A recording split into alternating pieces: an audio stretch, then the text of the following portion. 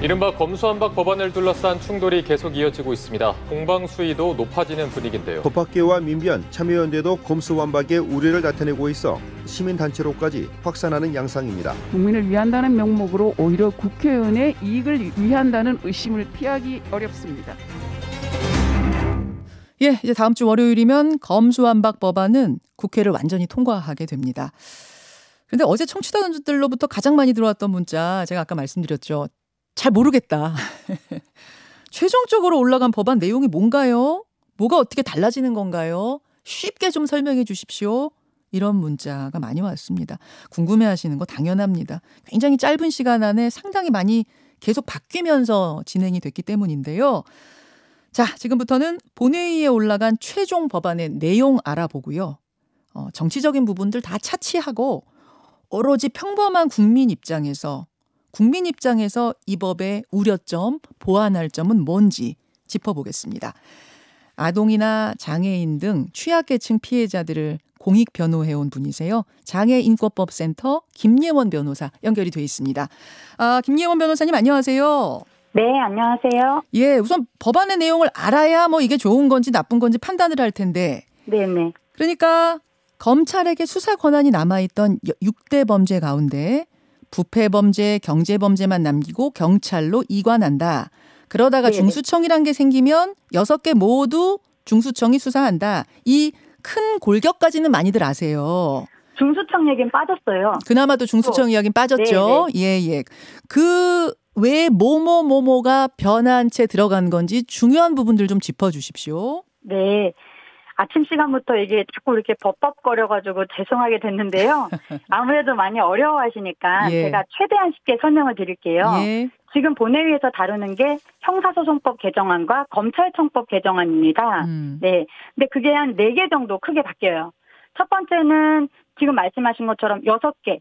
부패, 경제, 그다음에 공직자범죄, 선거범죄, 방위사업범죄, 대형참사범죄 이렇게 6개를 2019년 검경수사권 조정 이후에 검찰의 수사권을 남겨뒀거든요. 네. 근데 말씀하신 대로 부패랑 경제 빼고 공직자 방위 뭐 이런 것들 있잖아요. 네. 예, 그런 것들은 수사 못하게 하는 게 첫 번째고요. 네. 검찰이 직접 수사 못하게 하는 거. 그다음 두 번째는 이게 많이 어려웠을 텐데 제가 차차 설명드릴 거예요. 경찰이 한 불송치 결정에 대해서 고발인은 이의 신청도 못하게 하는 거. 그게 두 번째고요. 세 번째는 경찰에서 불송치 결정을 했는데 고소행 같은 경우는 이의 신청을 할 수 있긴 하거든요. 네. 그런데 그 이의 신청으로 검찰에 넘어오는 사건은 검찰은 딱 경찰이 본 그 범위 내에서만 수사하라. 라는 게 세 번째고요. 그러니까 보완 수사를 할 수 있도록 중재안에선 들어갔잖아요. 네네. 근데 경찰이 본 그 안에서만 해라 그 말씀이신 거예요? 네, 이의 신청으로 넘어온 건을 그렇게만 보라고 하는 거고요. 예. 네 번째는 1차 수사를 한 검사가 있잖아요. 예. 직접 수사를. 그 사람은 공소장을 쓰지 마라. 이게 네 번째예요. 그래요? 네. 네네네. 이 부분이 이제 중요한 핵심 부분이다 그 말씀이신 거죠? 네네, 최종안 맞습니다. 올라간 부분 중에서. 예. 근데 이제 어떤 분들은 그러세요. 어차피 6대 범죄는 거악들한테만 해당되는 범죄라 네. 이거 바뀌어도 뭐 평범한 우리 국민들한테 우리 시민들한테는 별 차이 없을 거다. 어떻습니까? 뭐 말씀하신 대로 그 말이 어느 정도 일리가 있는 게 저도 제가 하는 일이 10년 동안 계속 장애인이나 아동같이 자기 스스로 권리용어 못하시는 분들 법률 지원만 하잖아요. 특히 피해자 대리. 예. 그래서 지금 말씀드린 그 4개 중에 그 6대 범죄에서 2개로 이렇게 줄어드는 부분이랑 1차 수사한 검사가 공소장 쓰지 마세요. 이 부분은 사실 직접 수사에 대한 부분에서 제가 길게 설명을 안 드리려고 해요. 그런데 요거에 대해서도 뭐 그런 얘기도 있더라고요. 경찰이 이걸 어떻게 다 하겠냐. 검찰의 역량을 활용해서 이 정말 나쁜 범죄들이잖아요. 그래서 네. 그런 범죄들 잡는 거 중요하지 않겠냐. 이런 얘기도 있고 왜 수사한 검사 보고 공소장 쓰지 말라 그러냐. 이거 공소장은 기말고사 같은 거거든요. 그러니까 공부를 해놓고 시험 치지 말란 얘기 같아서 저쪽은 비싼 변호사 사서 막 날아다니고 있는데 예. 이쪽은 사건을 전혀 모르는 검사가 공소장을 처음부터 다시 다 파악해서 읽고 그것만 써야 되니까 사실 전쟁터로 알몸으로 나가라는 거냐라는 비판이 있긴 해요. 그렇다 하더라도 6대 범죄건 2대 범죄건 다 있는 자들끼리 싸움이라서 사실은 수십억 수백억 들여서 피고인은 호화 변호인단으로 대응하고 또 사회적으로 주목받는 사건은 경찰이 하건 검찰이 하건 열심히 하긴 할 거예요.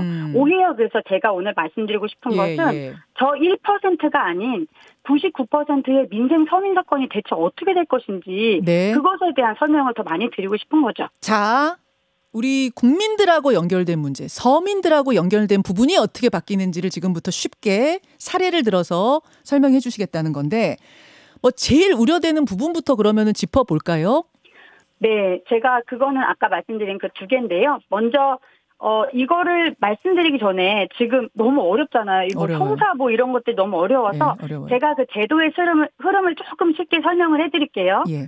그 우리가 2021년, 그러니까 작년 이전에 2020년까지는 모든 경찰에서 하는 모든 사건이 다 검사가 다시 보고 결정을 해야 됐어요. 그 결정을 불기소 결정이랑 기소 결정이라 했거든요. 이런 말을 많이 들어보셨죠. 그렇죠. 네, 그래서 이때는 모든 사건을 검사가 수사 지휘할 수 있었어요. 그래서 기한이 똑바로 지금 체크되고 있는지 공소시효 안 넘겼는지 이런 것들이 철저히 관리가 됐었는데요. 2019년 민주당이 주도한 패스트트랙으로 검경수사권 조정이 있고 그게 2021년부터 시행이 되면서 그때 원래 안은 어떤 거였냐면 경찰은 수사해라. 검찰은 수사직이 똑바로 해라. 그래서 기소 잘해라. 요거였거든요. 그런데 막판에 갑자기 검찰에 야 너네 수사 잘하니까 6대 범죄는 아직 너네가 수사해 라고 남겨두면서 어느 순간 갑자기 모든 민생사건 포함한 모든 서민사건 전체에 대한 검찰의 수사지휘권이 날아가요. 그러면서 경찰이 1차적인 수사 종결권을 가지게 됩니다. 그때 태어난 말이 처음 들어보신 분도 많이 계실 텐데 불송치 결정이란 말이에요. 불송치 결정, 수사 종료권이란 걸 경찰이 가지게 됐다. 그렇죠. 그래서 불송치 결정이란 말이 그때 탄생하게 되는데 그래서 이때 수사지휘가 날아가면서 부실 수사나 과잉 수사에 대한 검찰의 통제 기능이 이때 없어졌거든요. 그러니까 그 경찰이 들여다보다가 이거는 뭐 얘기 안 되네 하고 그냥 송치 안 해도, 그러니까 덮어버려도 그렇죠. 된다는 종결권을 갖게 됐다는 거죠. 네, 2021년부터 이미 그렇게 되고 있고요. 그래서 이게 검찰 통제 기능이 없어져서 어떡하냐 했더니 요거를 보완하고자 만든 제도가 이의신청 제도라는 거예요. 그래서 제가 이거 고소했는데 왜 이게 죄가 안 된다는 거예요. 이러면서 이거를 경찰에 이의신청을 하면 그 사건은 이제 끌고 가는 거죠, 검찰에. 그건 무조건 가게 돼 있는 그런 구조가 됐고요. 그 이의신청은 누가 할 수 있어요? 이의신청은 지금 현재는 고소인, 고발인 할 것 없이 다 할 수 있게 되는데 사건 관련된 사람들. 그래서 제가 이번에 그 검수완박 법안 관련해서 서민 민생 사건과 직접적으로 관련 있는 두 부분을 쉽게 설명을 드릴게요. 첫 번째가 지금 말씀하신 그 이의신청 부분인데요. 이게 지금 어떻게 바뀌냐면 경찰에서 불송치 결정을 했을 때 그거를 고발한 사람 있죠. 그 사건을 고발은 내가 직접 당하진 않았지만 옆에서 봤을 때 야 저건 아닌데 해가지고 수사기관에 알려주는 거잖아요. 그 사람은 이의 신청을 못해요. 그러면 어떻게 되냐면 경찰이 불송치를 하면 그게 확정 판결이랑 똑같아요. 그 사건을 살릴 수 있는 방법이 아무것도 없어져요. 예를 들어서 되게 굉장히 취약한 계층의 뭐 아동이에요. 아동이 피해당하는 걸 우리 김리현 변호사가 보고 계시다가 고발을 했어요. 제3자지만. 근데 경찰이 수사하는 거 보니까 뭔가 그 좀 이상해요. 불송치가 된 게 이상해요. 그래서 이거 이의 신청하려고 해도 이제 김리현 변호사는 못 하시는 거네요? 네, 못 하고요. 그 아동이 자기 스스로도 이의 신청할 수 없는 경우가 많잖아요. 그래서 예를 들어 말씀하신 것처럼 장애인 거주시설에서 장애인이 학대당하는 걸 보다가 공익신고자가 고발을 했다. 아니면은 그 어떤 시민단체에서 어떤 기업이 환경오염을 막 하는 걸 봤는데 아니다 싶어서 그걸 고발을 했어요.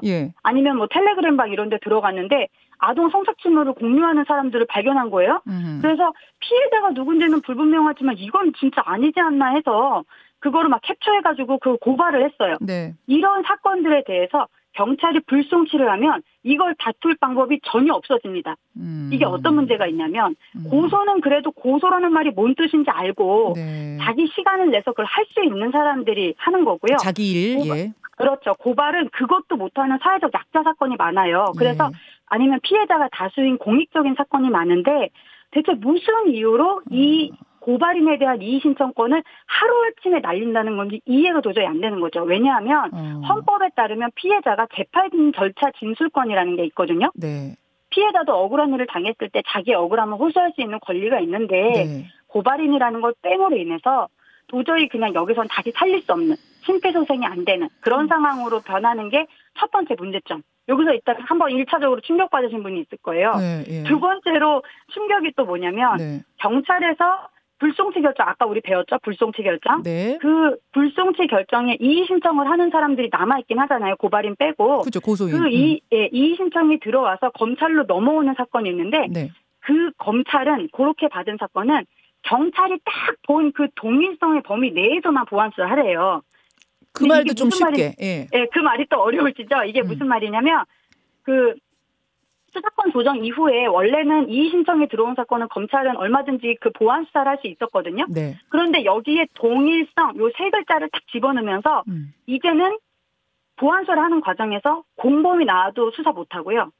진범이 나와도 그 진범 수사 못 하고요. 아니 왜요? 같은 공범이면은 동일한 범죄 저질렀는데 왜 수사? 아니에요. 그게 이 동일성이라는 개념이 예. 예전에 우리 그러니까 어떤 개념이냐면 공판 단계 이후에 그러니까 재판이 넘어간 이후에 피고인의 기판력의 범위나 공소장 변경의 범위를 얘기할 때 하는 말이라서 원래 수사 단계에서 쓰지도 않는 말인데 이거를 굳이 무리하게 수사 단계에 집어넣겠다는 거거든요. 그래서 공범이 나와도 수사 못하고 진범이 나와도 못하고 추가 피해자가 발견되거나 연결된 다른 범죄가 줄줄이 사탕으로 나와도 그거는 수사할 수 없어요. 검찰에서. 아니 제가 지금 그거 지적이 나와서 고쳤다라고 들었거든요. 동일한 범죄라고 맨 처음에 했다가 이런 네네. 지적이 나오자 동일성 범위 안에서 할 수 있는 걸로 넓혔다라고 들었는데. 정말 말장난 같은 소리고요. 실물을 모르셔서 그러는데 동일성이라는 글자 세 글자만 있으면 피의자 측에서는 살판 나서 그것만 계속 주장할 거예요. 검사님 동일성 아니잖아요. 다툼이 생길 거다 그 모르세요. 말이시군요. 그럼요. 그러니까 건건이 모든 사건마다 계속 왜 동일성 범위 벗어나세요? 이렇게 검찰에 물고 늘어지면 네. 수사라는 걸 사실 속도감 있게 치고 나가야 되는 측면이 있는데 계속 이것이 걸려서 결국에는 이 부분은 보완수사 하지 말라는 얘기와 같고요. 그래서 이 동일성, 근데 제가 정말 이해가 안 가는 건 이의 신청을 한 사건 같은 경우는 이거 경찰 수사가 부족한 것 같아요. 뭔가 좀 더 해주세요라는 차원에서 그렇죠. 오히려 문제 제기가 있었던 사건이잖아요. 그렇죠. 예. 그런데 꼭 이 사건만 꼭 집어서 이거는 동일성 안에서만 봐라고 불필요한 제약을 가하는 것이 예. 결국에는 범죄자만 살판 나는 거죠. 경찰이 못 본 부분까지 충실하게 보완을 하라는 차원에서 이의 신청을 했더니 경찰이 본 딱 그 부분까지만 검찰에서 법원까지 연결시켰겠다라는 것은 사실 보완 수사 자체를 사문화시키는 것이다. 네. 이 두 개가 서민 민생 사건에서 대단히 심각한 문제를 낳을 것 같아서 제가 말씀드리는 거예요. 자, 이제 이 부분에 대해서 이제 민주당 측의 반론을 한번 전달해 보겠습니다. 답변을 좀 주세요. 민주당 측에서는 동일성 범위 넘어서 다른 범죄가 나올 경우에 검찰은 못하지만 경찰이 그거 하면 된다. 네. 근데 그 경찰이 만약 묵살하면은 그럼 어떡합니까? 라고 제가 질문을 다시 했더니 그럼 그 경찰은 징계를 요청하면 된다. 아니면 경찰 담당자를 바꿔버리면 된다. 네. 이렇게 민주당에서 답변을 주셨거든요. 어떻게 생각하세요? 네, 정말 그것도 실무를 모르고 하시는 말씀이고요. 지금 2021년에 수사권 조정된 이후에 그 모든 거의 대부분의 사건을 경찰에서 다 떠맡고 심지어 불송치 결정서까지 써야 되는 방식으로 업무가 변했기 때문에 예. 지금 고소장을 내잖아요. 예.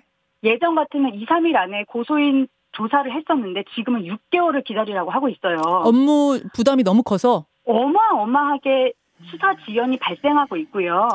그래서 지금 새로 그거 발견하면 뭐합니까? 그거 다시 수사 착수해서 하는데 몇 개월이 걸릴지 모르는 상황인데 사실상 그거는 범죄자 알아서 도망가고 증거인멸하라고 다 지금 하는 거와 마찬가지고 저는 그런 식의 이 시각이 대단히 위험하다고 보는 게 검찰과 경찰은 우리나라의 수사를 떠받치는 두 기둥이에요. 네. 그런데 이거를 서로 싸움 붙이면서 이 사람이 너 말 안 들어? 그러면은 징계해. 이 사람한테 넘겨. 그렇게 하면은 같은 일을 해도 사람이 일하는 거 다 알잖아요. 다 비슷해요. 근데 그런 식으로 하면 결국 두 기관이 대단히 많이 협력을 해서 범죄자들을 잡아야 되는데 네. 그렇게 나이브하게 뭐 말 안 들으면 뭐 다른 사람 바꾸지 뭐 징계시켜 이런 식으로 얘기하는 게 얼마나 무책임한 말입니까? 오히려 여기서 못한 부분을 여기서 잘 보완해서 우리가 손 딱 맞춰서 가게끔 만들어줘야 되는 거예요. 자, 거기서 그러면 왜 그렇게 막 막아놓으셨습니까라는 것에 대해서 어떤 답변이 왔냐면 그동안 네. 검찰이 별건 수사하고 막 특권 남용하고 이러지 않았느냐 그걸 막기 위한 것이다. 특히 이제 동일성 범죄로 이 한정한 이유가 별건 수사 막기 위한 것이다. 이건 어떻게 생각하세요? 그게 논리적 오류가 있는 게요. 지금 말씀하신 그 부분은 검찰이 콕 집어서 괴롭히는 그 1차 직접 수사 있죠. 네. 그거에 대한 우려고요. 지금 제가 말씀드리는 거는 그 우려 때문에 그 1%도 안 되는 우려 때문에 99% 넘어서는 모든 사건에 대해서 아예 이렇게 그러니까 수사가 자, 크게 보면 두 개로 나눠져 있단 잠시만요. 말이에요. 김희원 변호사님. 네. 저 설명을 좀 더 듣고 싶어서 네. 1부 좀 마치고 2부에 잠시만 더 보완할 대책까지 한번 생각해 보겠습니다. 잠시만 네. 기다려주세요. 네. 예. 김현정의 뉴스쇼 2부 출발합니다. 아동과 장애인 같은 취약계층 피해자들을 공익 변호해 온 분이에요. 장애인권법센터의 대표인 김예원 변호사와 함께 지금의 이 이른바 검수완박법 통과됩니다. 통과되는 거는 이제 현실이라고 보면 되는 거고요. 그렇다면은 우려의 이야기가 계속 법조계에서 나오는데 도대체 그게 뭔지 좀 들어보고 보완할 부분들 보완하는 게 맞지 않겠습니까? 그래서 지금 이제 우려점이 뭔지 현장의 얘기를 듣고 있는 중이었습니다. 김예원 변호사 다시 한번 연결해 보죠. 김예원 변호사님. 네, 안녕하세요. 예. 앞서 이제 우려점들에 대해서 쭉 설명은 해주셨고, 제가 그 이제 국민 피해가 우려되는 부분에 대해서 법안을 만든 민주당 측의 반론을 전해드리던 와중에 끝이 났어요.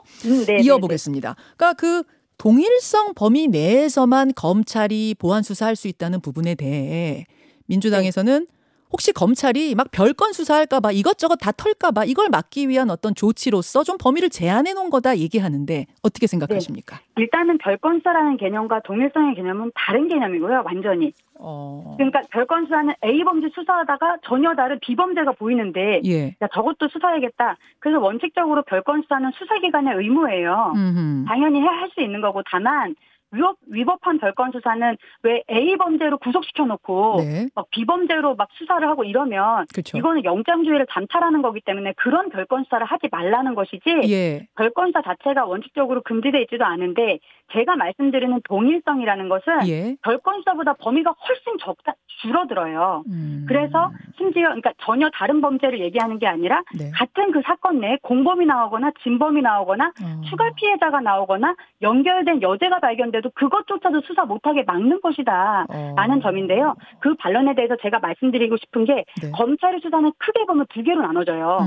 나눠지는 거를 모르시더라고요. 뭐가 나눠지냐. 검찰이 직접 수사하는 거. 네. 맨 처음부터. 예. 이거 아닌 것 같아. 맨 처음부터 파보는 그 직접 수사의 범위가 대단히 제한적으로 좀 축소돼 있죠. 예. 그거랑 그다음에 다른 수사기관에서 게시한 사건들을 받아서 그렇죠. 보완 수사하는 기능 요 두 개가 나눠져 있어요. 그렇죠. 그래서 이 두 개는 완전히 다르고 그래서 애초에 1차 검경수사권 조정할 때 1번은 가급적 없애고 2번을 충실하게 하는 걸로 바꾸자고 애초에 얘기가 됐던 게 네. 이게 부작용이나 이런 게 다 다르기 때문입니다. 그런데 지금 민주당은 뭐냐면 1번이 문제라고 하면서 2번을 완전히 없애겠다는 말이니까 지금 그것 때문에 이렇게 반대를 하는 거거든요. 그렇게 했을 때 1%가 아니라 나머지 99%가 당하는 그 특히 범죄 피해자가 당하는 피해가 너무 심대하기 때문에 범죄자들이 너무 좋아지기 때문에 그 부분 때문에 이렇게 계속 안 된다라고 얘기를 하는 거예요. 자, 현장에서 뭐 취약계층을 계속해서 지금 공익변호에 온 분으로서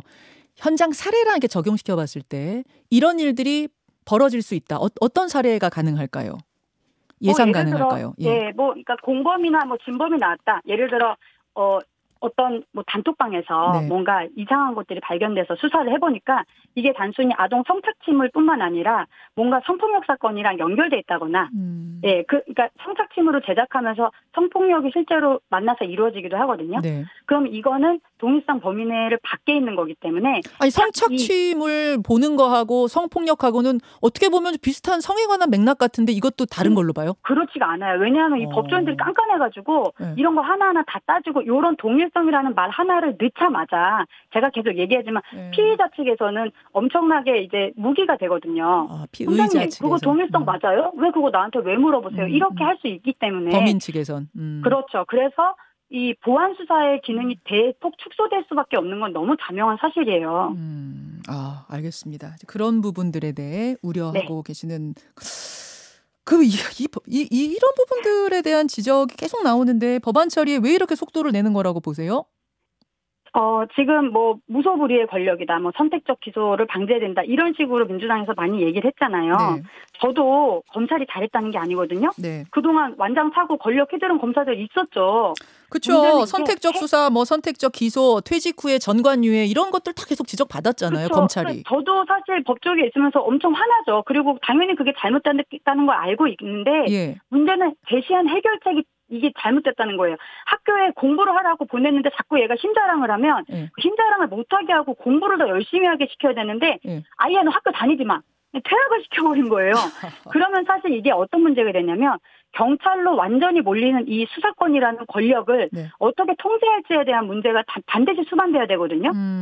그런데 그 부분은 지금 완전 빠져있는 상태에서 이 수사가 뭐 너무 지연된다거나 꼭 챙겨야 될 증거도 놓치고 있다거나 어떤 거는 되게 과잉 수사되거나 어떤 건 부실 수사되거나 이런 것들을 국민을 위해서 어떻게 통제할 것이냐. 네. 이거에 대한 통제 방책을 먼저 세웠어야 된다는 거죠. 자, 조금 더 현실적으로 보면 이제 이 법안은 이미 본회의에 상정이 됐고 월요일이면 다 통과될 겁니다. 대통령이 네. 거부권 행사할 가능성은 거의 없어 보입니다. 네. 그러면 통과된다고 했을 때 그다음에 우리가 할 수 있는 어떤 보완책, 대책, 시급한 건 뭐가 있다고 보세요? 제가 이 부분을 말하면서 참 입이 마르는데요. 사실 이대로 통과되면 문제를 보완하고 자시고 할 것이 아니라 사실 서민 민생사건은 망합니다. 한 번 더 봐달라고 불복도 못하고 검찰도 경찰이 본 딱 그 부분까지만 더 볼 수 있는 구조가 되기 때문에 범죄자만 살판나는 세상이 돼서 요새 변호사들 사이에는 이런 얘기가 있어요. 요새 범죄 저지르기 딱 좋은 세상이다. 이런 되게 우픈 그런 이야기가 있는데요. 지금이라도 멈춰야죠. 형사사법 체계는 모든 국민이 다 영향을 받는 국가의 기본이 되는 제도입니다. 그래서 무조건 검찰의 수사권을 무조건 없애야 된다라는 당위만으로 추진하기에는 지금 서민 민생사건에 미칠 부작용이 너무 자명하고 심각하기에 멈추는 것이 최선이다라고 먼저 말씀드리고 싶고요. 만약에 이거에 대한 보완을 해야 된다면 지금 1차 수사권 조정으로 네. 무너져버린 네. 수사 통제 시스템을 다시 복원시켜야 됩니다. 알겠습니다. 여기까지 인권 문제에 대해서 계속 변호를 해온 분입니다. 김예원 변호사와 함께 짚어봤습니다. 김 변호사님 고맙습니다. 네, 감사합니다. 예, 김현정님. 김현정의 뉴스쇼는 청취자 여러분의 참여로 이루어집니다. 트위터, 페이스북, 레인보우 게시판, 그리고 단문 50원, 장문 100원의 유료 문자 샵 1212, 우물정 1212 통해 참여하실 수 있습니다. 김현정의 뉴스쇼, 여러분과 함께 만듭니다.